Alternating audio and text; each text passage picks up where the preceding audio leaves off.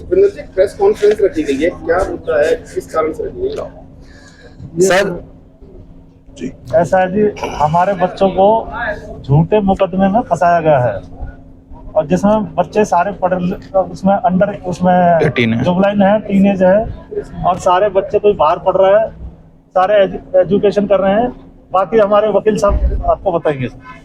Omaxe Heights के अंदर 9 मार्च 2025 को एक स्क्रीनिंग लगाई गई थी मैथ्स से रिलेटेड करके, और उसमें कुछ बच्चे गए थे, बहुत सारी भीड़ थी। उसमें एक निर्भय गर्ग का व्यक्ति जो वहीं पर ही रहता है, निर्भय गर्ग ने हिट एंड रन के केस में एक जुवेनाइल बच्चे के पैर पर गाड़ी चढ़ा दी और उससे को उसकी एक्टिवा को भी नुकसान हुआ है, उसके पैर पर भी चोट लगी और फिर वो वहां से भाग गया, जिसकी क्लिपिंग है। और एक क्लिपिंग में वो डंडा लेकर बैठा हुआ है गाड़ी के अंदर और भीड़ बेकाबू हो गई और उसके बाद इसकी गाड़ी के शीशे तोड़े गए भीड़ बेकाबू होने की वजह से।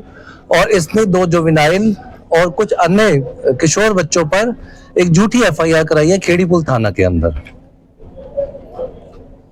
और आप इस मामले को कैसे देखते हैं? आप जैसे बता रहे हैं कि किस वजह से जो इन बच्चों को फंसाया गया, क्या वजह है? इनका मोटिव क्या है ये तो ये बेहतर जानते होंगे। ये एक यूट्यूबर है निर्भय गर्ग और इंस्टा पर भी एक चैनल ये चलाते हैं। तो ये जो सस्ती पब्लिसिटी के लिए इस व्यक्ति ने ऐसा किया है, जबकि इन बच्चों का कोई कसूर नहीं है। और ये दिल्ली के अंदर खुद एक लॉयर है और लॉयर कानून का ज्ञाता होता है, उसके बावजूद भी इसने जुवेनाइल बच्चों का नाम newslaundry.com पर वेबसाइट पर जर्नलिस्ट दृष्टि चौधरी के थ्रू इसे पब्लिश करवाया है। According to juvenile justice act ये एक क्राइम है जिसमें 1 साल की सजा का प्रावधान है। उस बाबत 36 वकीलों ने निर्भय गर्ग, न्यूज चैनल और जर्नलिस्ट को नोटिस, डिफेमेशन के नोटिस भेज दिए गए हैं और उनको मेल भी कर दिए गए हैं। सर, जैसे आपने बताया कि नाबालिग बच्चे का नाम उजागर किया गया और आपने एक नोटिस भी करा दिया है। फिलहाल बच्चे वहां पर मौजूद थे या नहीं थे? बच्चे सीसीटीवी फुटेज में नहीं आ रहे हैं। पहली चीज, वहां पर अगर क्या कहते, जो भी बच्चे वहां मैच देखने गए थे और इस लड़के ने अगर इसको कोई चोट आई थी या इसकी बहन के साथ कोई दिक्कत हुई थी, इन दोनों ने अपना मेडिकल नहीं कराया। क्या वो उस वक्त नशे की हालत में था? अक्सर ऐसा होता है, कोई व्यक्ति अगर नशे की हालत में है तो वो अपना मेडिकल कराने से बचता है। अब ये तो निर्भय बेहतर जानता होगा कि उस वक्त वो नशे की हालत में था, तभी उसने मेडिकल नहीं कराया अपना, और पुलिस ने भी उसका मेडिकल नहीं होने दिया। तो पुलिस की भूमिका कहीं ना कहीं संदेहग्रस्त रही है, ऐसा लगता है, क्योंकि इसने निर्भय गर्ग ने अपने इंस्टा की साइट पर और यूट्यूब पर भी डाला है कि पर्टिकुलर 2 राजनेताओं का इसने नाम लिया है,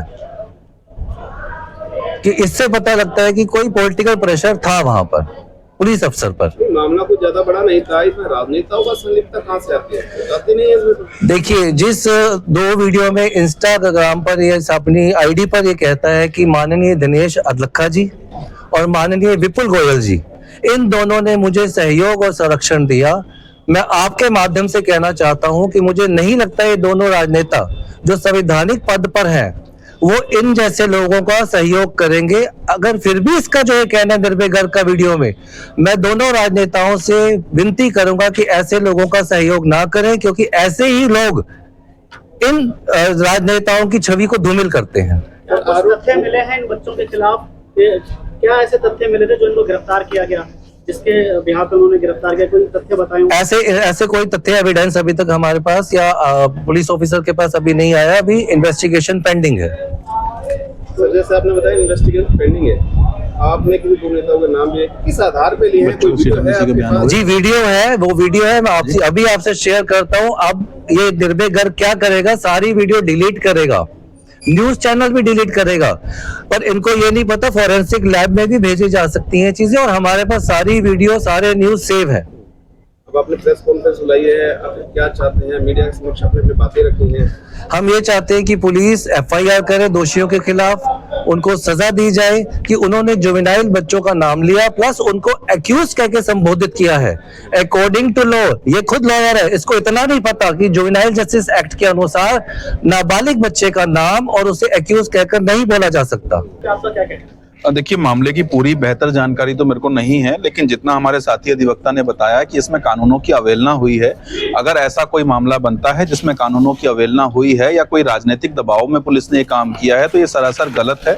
और एक अधिवक्ता होने के नाते साथ में महिला एवं बाल विकास परिषद करके जो हमारा संस्थान कार्यरत है, उसके थ्रू हमने CWC को भी एक कंप्लेंट देंगे और इस मामले में निष्पक्षता से जांच करते हुए दोषियों के खिलाफ कार्रवाई की मांग करेंगे, फिर चाहे वो कोई एडवोकेट हो या कोई सिविलियन हो या पुलिस ऑफिसर या राजनेता। इस बात से हमें कोई फर्क नहीं पड़ता। यहाँ देखना ये होगा कि जो नाबालिग बच्चे हैं उनके साथ किस प्रकार का व्यवहार किया गया, क्या जो व्यवहार उनके साथ किया गया इस बारे में कंप्लेंट क्या पुलिस को फाइल की गई या नहीं की गई, और जिस व्यक्ति ने कंप्लेंट की है पुलिस को कि उसके साथ ये अभद्रता हुई है, उसमें पुलिस ने किन सेक्शनों में मुकदमा दर्ज करा, वो बेलेबल ऑफेंस थे, नॉन बेलेबल ऑफेंस थे, अगर बेलेबल ऑफेंस थे तो उन बच्चों को किस तरीके से कस्टडी में रखा गया, ये सारी चीजें जांच का विषय होंगी। थाने के अंदर CCTV कैमरा ऑलरेडी लगे हुए हैं, तो हम वहां पर सबसे पहले एक एप्लीकेशन मूव ऑन करेंगे कोर्ट में, ताकि उनकी जो रिकॉर्डिंग्स हैं उनको सुरक्षित रखा जाए। कल को ये बात ना कह दे पुलिस की वो रिकॉर्डिंग्स डिलीट हो गई हैं। बाहर से साक्ष्य लेने से पहले हम चाहेंगे कि जो सोसाइटी के CCTV कैमराज हैं, जो थाने के CCTV कैमराज हैं, उनको स्टोरेज ठीक रखी जाए और उसको सुरक्षित करके कोर्ट में सबमिट किया जाए कि बच्चों के साथ किस प्रकार का व्यवहार किया गया। साथ ही साथ जिन समाचार पत्रों ने अथवा समाचार वेबसाइट्स ने उन बच्चों का नाम उजागर किया, उनसे हम ये निवेदन भी करते हैं कि आगे के लिए भी, चलिए इस मामले में तो जो उनके खिलाफ कार्रवाई बनती होगी वो की ही जाएगी और नोटिस उनको दे दिया गया है। आगे भी अगर कभी भी किसी बच्चे के खिलाफ कोई मामला आता है तो आप पहले तो एक पक्षीय समाचार ना पब्लिश करें। दूसरा, किसी भी बच्चे का या किसी भी अपराधी को अगर कहा करके किसी को संबोधित ना करें। जब तक न्यायालय किसी को अपराधी नहीं कह देता या उसको पनिशमेंट नहीं दे देता, तब तक हमको और आपको कोई अधिकार नहीं है कि हम उसको अपराधी कह के संबोधित करें। तो उनका नाम उजागर ना करें, उनके चेहरे ना दिखाएं, इन बातों का खास ध्यान रखें, क्योंकि मीडिया हमारे देश का चौथा स्तंभ है और वही जागरूकता ला करके लोगों को सारे समाचार पहुंचाने का काम करते हैं और लोग उन पर आंखें बंद करके विश्वास करते हैं। तो आप लोगों से भी और आप लोगों के माध्यम से जितने भी हमारे मीडिया के भाई बंधु हैं, हमारे जो भी साथी हैं, उनसे निवेदन है कि आगे से भी इसमें खास तौर पर ध्यान रखें और जो पहले चीजें हुई हैं उनको लेकर जो कार्रवाई बनती होगी माननीय न्यायालय करेगा, जो सभी को मंजूर होगा। एक बार फिर से परिजनों के पास आते, क्योंकि परिजन यहाँ पर सारे मौजूद हैं। उस दिन जो वाकया हुआ था, जिस दिन बातचीत हुई थी, आपके बच्चे ने बताया था, क्या हुआ था उस दिन? भारत न्यूजीलैंड का फाइनल मैच आ रहा था, तो बच्चे उसमें सेंट्रल पार्क में एक बड़ी स्क्रीन लगी थी, मैच देख रहे थे। और मैच के दौरान कुछ जो निर्भय है उसकी किसी से बहस हुई, वहाँ पे आर्गुमेंट हुई और बच्चों से। उसके बाद वो वहाँ से किसी को डंडा उसकी गाड़ी में थाई मार के गाड़ी में अपने घर की तरफ आ रहा था। इसी बीच उसने अपनी गाड़ी से एक स्कूटी हिट करी। जब टर्न कर रहा था पहले बैक करी, फिर उसको मारा और मारने के बाद अपने घर में गाड़ी टावर के नीचे गाड़ी खड़ी करके भाग गए। और इसमें साफ नजर आ रहा है कि लड़का डंडा लेके जा रहा है और उसके पीछे जिसको हिट करी वो बच्चा उसके पास गया वहां पे, और सारे बच्चे और भी 5-7 मिनट बाद इकट्ठे हुए। इसमें देखो जी, हमें इंसाफ चाहिए, हमें कुछ नहीं चाहिए इसमें। तो ये बात आपको आपके बच्चे ने बताई थी? नहीं, वहाँ जो पब्लिक थी वो बता रही थी हमें। तो उन्होंने बताया तो ये वाकया हुआ। ये वाकया हुआ। तो क्या लगता है आपके बच्चे को क्यों फंसाया गया है, या जो भी है इस मामले में फंसाया गया है? या ये फंसाया गया है जी झूठा मुकदमा डाल के, और इसमें ऐसा कुछ नहीं है, ना कोई मारपीट हुई, ना कोई लात घूंसे चले, ना किसी का। एक बड़ी गंभीर बात है, एक लड़की के ऊपर जो लड़की जो है छेड़छाड़ का आरोप लगा रही है, जो भी है वो कितना सही है आपके लिए? ये बिल्कुल सरासर बिल्कुल निराधार है। लड़की का तो जानबूझ के उस पर लिया जा रहा है जिससे धाराएं लगाए जाए और बच्चों को फंसाया जाए। तो अब क्या अपील करना चाहते हैं? हम इंसाफ चाहते हैं जी, हमें कुछ नहीं करना। बच्चे हमारे पढ़ रहे हैं, कॉलेज जा रहे हैं, कोई पढ़ रहा है, नाबालिग है। इससे पहले आपके बच्चों की कोई शिकायत इस तरह की आई कि नहीं, कभी नहीं आई। छेड़छाड़ करते हुए? कभी नहीं आई। अब 17 साल के 18 साल के अभी बच्चे का कैरियर स्टार्ट हो रहा है, वो क्यों करेंगे और क्यों झगड़ा करेंगे? वो तो माफी मांग के जा रहे थे। एक चीज मैं कहना चाहूंगा कि हमने CWC के अंदर एप्लीकेशन मूव कर दी है और जो चेयरमैन पर्सन है उन्होंने SHA को लिख कर दिया है कि within 3 days according to juvenile justice act report की जाए कि इन दोषियों ने, निर्भय गर्ग और जो मीडिया चैनल है उन्होंने इनका नाम कैसे उजागर किया और उन्हें एक्यूज कहकर संबोधित क्यों किया। इसके अलावा सर, जो सोसाइटी ओमेक्स हाइट सोसाइटी के प्रधान है, उनसे भी क्वेश्चनिंग होनी चाहिए। ना तो उन्होंने एसएचओ साहब से परमिशन ली, ना डीसी, ना एसडीएम, ना एमसीएफ से, कि वो इतना बड़ा जलसा समारोह वहां पर कर रहे थे।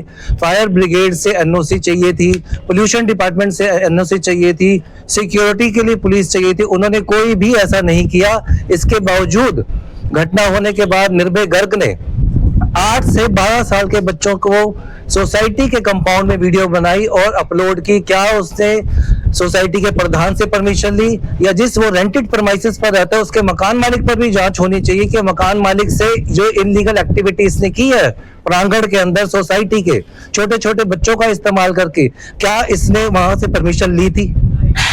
तो इस बाबत भी हम लोग आप लीगल कोई कार्रवाई करेंगे? डेफिनेटली हम करेंगे। हमने एप्लीकेशन फायर ब्रिगेड के डिपार्टमेंट, एसएचओ साहब, कंसर्न एसएचओ, एमसीएफ वहां लगा दी गई हैं। इसके अलावा मानहानि के जो 4 मुकदमे हैं वो फाइल करने जा रहे हैं, सिविल सूट फाइल करने जा रहे हैं स्टे मैटर का, कि इस चैनल पर हमें स्टे दिया जाए ताकि ये और लोगों की जिंदगी के साथ खिलवाड़ ना करे। आगे जांच होती है जैसे आप मांग कर रहे हैं, अगर जांच में अगर आपका बच्चा कसूरवार पाया जाता फिर आप क्या करेंगे? जो कानून सजा देगी वो मंजूर है। अगर हम इनके बच्चे, किसी के भी बच्चे इन्वॉल्व होंगे, पर अगर ये झूठा केस पाया जाता है। दूसरी चीज, ये लास्ट वीडियो जो इसने निर्भय गर्ग ने अपलोड की इंस्टा के अंदर, जिसमें वो राजनेता का नाम ले रहा है, प्लस अब कहता है कि मैं नॉन प्रैक्टिसिंग लॉयर हूं, मैं तो प्रैक्टिस ही नहीं करता। पर उसको बीइंग ए लॉयर ये बात पता होनी चाहिए थी कि हमें बार काउंसिल में एप्लीकेशन देनी होती है कि मैं अब कोई और बिजनेस कर रहा हूं, मैं वकालत नहीं कर रहा, उससे नहीं दी। हर एक वकील को साल में 5 वकालतनामे फाइल करना कंपल्सरी है, उसने वो भी नहीं किया। अगर गूगल पर आप सर्च करें, निर्भय गर्ग का एनरोलमेंट है 2021 का, और उसका एक्सपीरियंस उसने लिखा है 6 साल 8 महीने। तो क्या ये रेगुलर लॉ कर रहा था? इसकी भी जांच होनी चाहिए। और इसके लिए हम बार काउंसिल ऑफ दिल्ली, जहां भी कंसर्न इसका लाइसेंस है, plus bar council of India भी जाएंगे, ताकि ऐसे वकील जो अपने आप को कानून का शहंशाह समझते हैं और लोगों के ऊपर इस तरह से जुल्म ढाते हैं, इनके खिलाफ कार्रवाई होनी चाहिए और इसका लाइसेंस भी रद्द होना चाहिए। जब प्रैक्टिस ही नहीं कर रहा, ऑनलाइन यूट्यूबर है, इंस्टा पर है, कोई और बिजनेस कर रहा है, तो इसके लाइसेंस के लिए भी हम जल्द से जल्द बार काउंसिल दिल्ली को अप्रोच करेंगे। इसके अलावा सूचना एवं प्रसारण मंत्रालय, जो कैबिनेट मंत्री है इस टाइम अश्विनी वैष्णव, इस जो वेबसाइट है newslaboratory.com, और जो वो जर्नलिस्ट है दृष्टि चौधरी, उसका लाइसेंस रद्द किया जाए और इनके ऊपर इंक्वायरी बिठाई जाए कि विदाउट इन्वेस्टिगेशन किसी बच्चे का नाम, जुवेनाइल का नाम कैसे लेते हैं रिटर्न में और कैसे एक्यूज संबोधित करते हैं उसको।